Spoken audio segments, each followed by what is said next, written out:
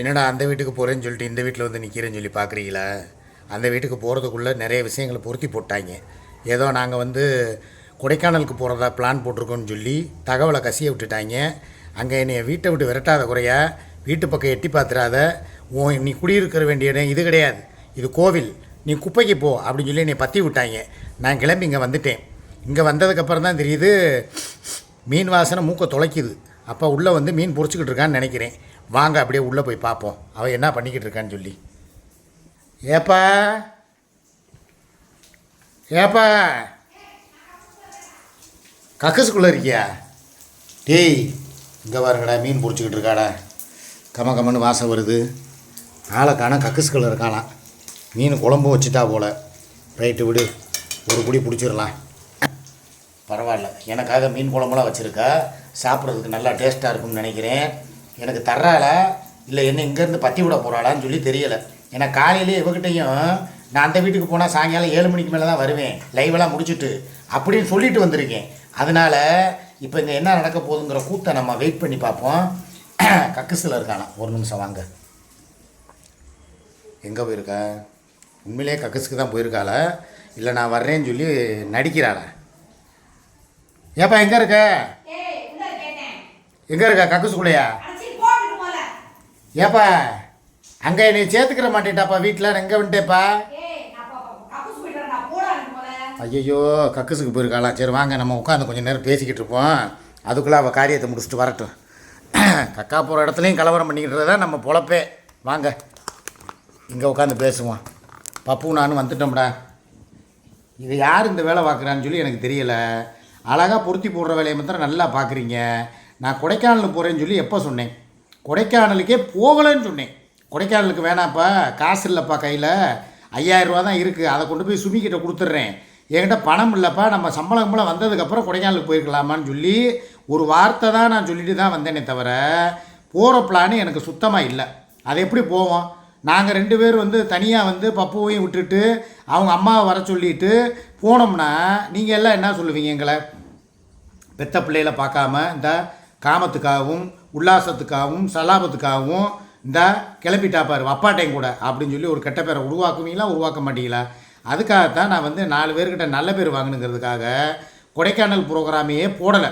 அப்படியே சப்போஸ் கொடைக்கானல் போகிற பிளான் இருந்தாலும் நான் சூர்யா, கோகுலு, திலீப்பா, முடிஞ்சால் அவங்க அம்மா அமிர்தம்மா, பப்பு எல்லாரையும் கூட்டிகிட்டு போய் அமிர்தம்மாவுக்கும் பப்புவுக்கும் கோகுலுக்கும் திலீபாவுக்கும் ஒரு ரூமு, 4 பேரையும் ஒன்றா ஒரு ரூமில் போட்டு அடைச்சி விட்டுட்டு நாங்கள் 2 பேர் தனியாக ஒரு ரூமு, அவங்களுக்கு ஒரு 1000 ரூபா 1500 ஒரு விலை கம்மியான பட்ஜெட்டில் ஒரு ரூமை பிடிச்சி கொடுத்துட்டு எங்களுக்கு ஒரு லக்ஸரியாக ஒரு 5 ஸ்டார் ஒரு 3 ஸ்டார் இந்த மாதிரி ஒரு ஹோட்டலில் போய் நாங்கள் ரூம் போட்டு தங்கிட்டு வரலான்னு ஒரு பிளான். எங்கேயும் டூருக்கு அங்கே போய் கோக்கர் வாக்ஸு, பில்லர் ராக்கு, குணா குகை, இதெல்லாம் குணா குகை ஆல்ரெடி நான் டெய்லி தான் பார்த்துக்கிட்டு இருக்கேன். அவங்கெல்லாம் பார்க்குறதுக்கு விருப்பப்படுவாங்கல்ல ஒரிஜினல் குணா குகையை. அதனால் எல்லாம் ஒன்றா போகும்போது டூர் மாதிரி அங்கே போய் சுற்றி பார்க்குற இடத்துக்கு மாத்திரம் எல்லோரும் கூட சேர்ந்து போகிற மாதிரியும், மற்ற இடங்களுக்கு நாங்கள் தனிப்பட்ட முறையில் அந்த பான்வேட்டை, அந்த ஆலோசனை கூட்டம், அந்த மாதிரி ஒரு அவசர கூட்டம், கலந்துரையாடலுக்கு வந்து தனியாக. ஏன்னா நாங்கள் அங்கே போனால் சும்மா இருக்க மாட்டோம். குளிருக்கு கதகதப்பாக ஏதாவது கூல்ட்ரிங்க்ஸ் குடிப்போம். கூல்ட்ரிங்க்ஸ் நீங்கள் தப்பாக நினச்சிடாதீங்க. அந்த மாதிரி ஒரு பிளான் போட்டிருந்தோம். ஆனால் சுமிக்கிட்ட போய் என்ன சொன்னாங்களோ ஏது சொன்னாங்களோ சொல்லி தெரியலை, பட்டனை போட்டு விட்டாங்க. இப்போ சுமி வந்து நான் மீன் வாங்கி தரவான்னு கேட்டேன், வேணான்ட்டான். குடல், சுவரட்டி, மட்டனு எதுவுமே வேணாம். சிக்கன், நாட்டுக்கோழி எப்பா உடம்பு சரி இல்லாமல் இருக்கப்பா, கொஞ்சம் நெஞ்செலும்பாவது வாங்கிட்டு வரேப்பா, சூப்பு வச்சு குடிப்பா, கொஞ்சம் உடம்புக்கு நல்லா இருக்கும் ராகத்தா அப்படின்னு. நீ ஒன்றுமே பிடுங்க வேணாம், ஆணி பிடுங்கின வரைக்கும் போதும், நீ இடத்த காலி பண்ணுன்னு சொல்லி இப்போ என்னை அங்கே வந்து வரவிடாமையே தடுத்துட்டா. நானும் போகலை. சரி சாயங்காலத்துக்கு மேலேயாவது ஆஸ்பத்திரிக்காவது வாப்பா, நான் கூப்பிட்டு போகிறேன்ருக்கேன். எங்களுக்கு இருந்தால் இப்போ நான் இங்கே வந்து பார்க்குறேன், இப்போ கோகுல் திலீப்பா 2 பேருமே காணோம்.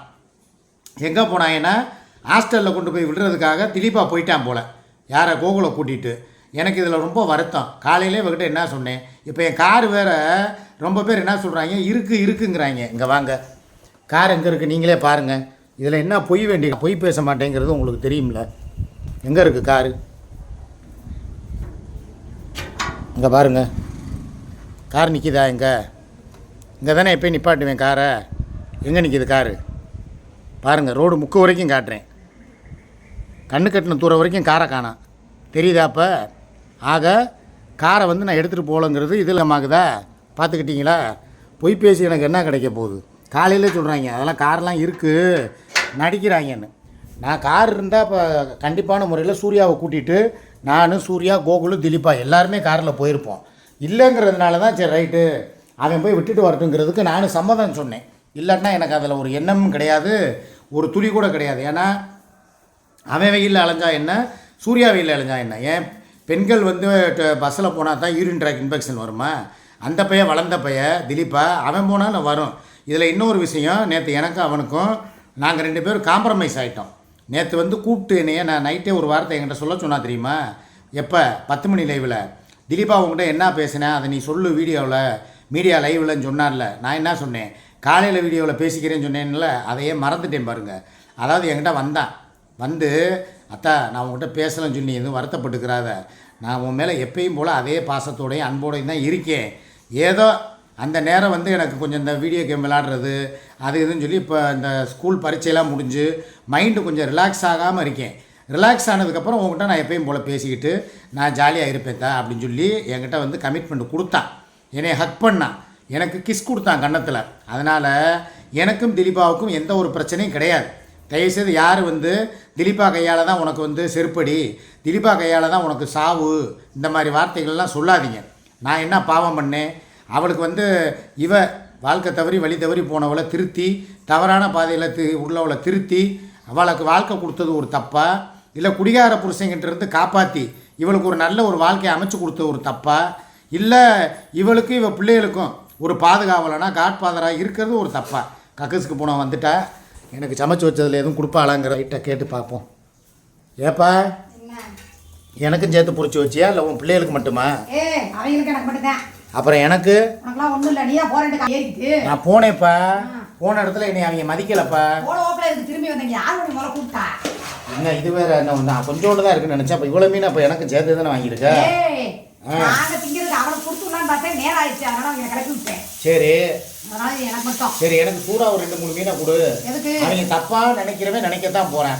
நம்ம 2 பேரும் அவங்களை அனுப்பி விட்டுட்டு வேற சரக்கு வாங்கி அடிக்க போறோங்கிற மாதிரி அவங்க மைண்ட்ல ஓடும்பா. அந்த மாதிரிலாம் ஒரு விஷயம் எங்க வீட்டுல இப்ப நடக்க போறது கிடையாது. கண்டிப்பா சொல்றேன் நானு. இவன் கிடக்குறான் மூசு பையன், மூடு வந்து பொறுக்கி இவங்கிட்ட எந்திரிச்சுட்டானா. அப்ப கொடைக்கானலுக்கு போனாப்புல முடிஞ்சிருமா?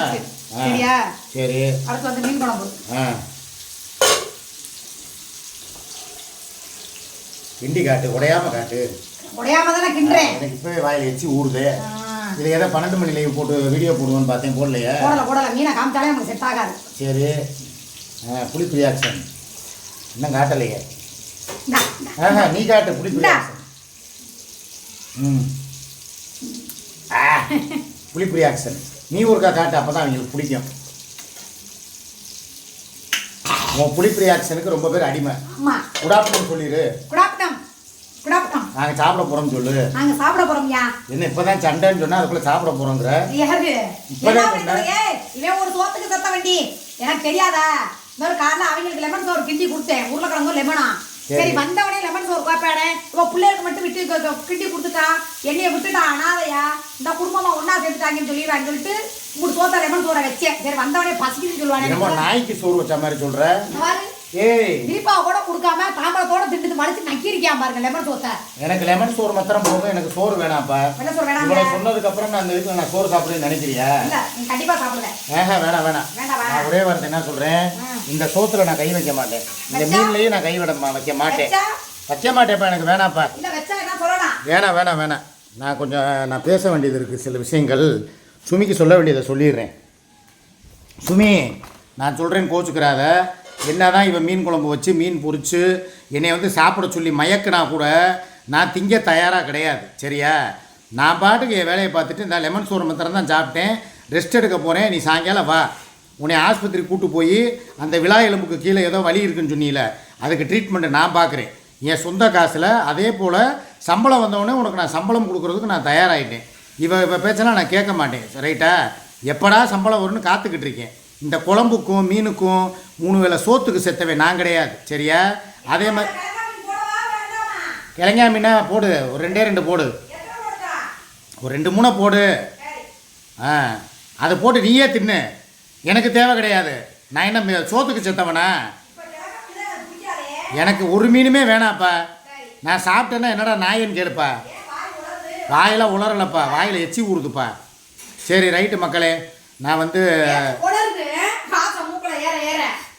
வாசனை வரத்தான் செய்யுது. நான் தான் ஒரு கொள்கை லட்சியத்தோடு இருக்கேன்ல, எனக்கு எதுவுமே வேணான்ட்டு இல்லை. எனக்கு வேணாம்டா டேய். இது இந்த சோத்தை பார்த்தா எனக்கு விஷத்தை பார்த்த மாதிரி இருக்கு. அதனால என் பொண்டாட்டி கையால் அவள் அங்கே பச்சை வாடையோடு வச்சு கொடுத்தா கூட அதுதான் எனக்கு டேஸ்ட்டு. அதுதான் எனக்கு வந்து எடுத்து வச்சிருவா பிடிச்சுக்குள்ள. அது வெந்தது வேகட்டும், அதையே எடுக்கிறேன். என் பப்பு சாப்பிட்டு போகுது, ஏன் சாருப்பா திங்கும், நான் திங்க வைப்பேன். சரி ஓகே மக்களே, நான் ஒரே வார்த்தை என்ன சொல்கிறேன், சுமி நாங்கள் கொடைக்கானலுக்கு போகலை, எங்கேயும் போகலை, நான் வீட்டில் தான் இருக்கேன். காலையில் இந்த வீட்டுக்கு வர மாட்டேன்னு சொல்லி சபதம் எடுத்தேன். நீ என்னை அங்கே வீட்டுக்குள்ளே சேர்த்துக்கிறலங்கிற ஒரே காரணத்துக்காக இங்கே கிளம்பி வந்துட்டேன். இதுதான் உண்மை. சரியா? சாயங்காலம் 6 மணி லைவு அங்கே தான் வச்சு போட போகிறேன். ஓகேவா? நன்றி, வணக்கம், டேக் கேர், பாய்.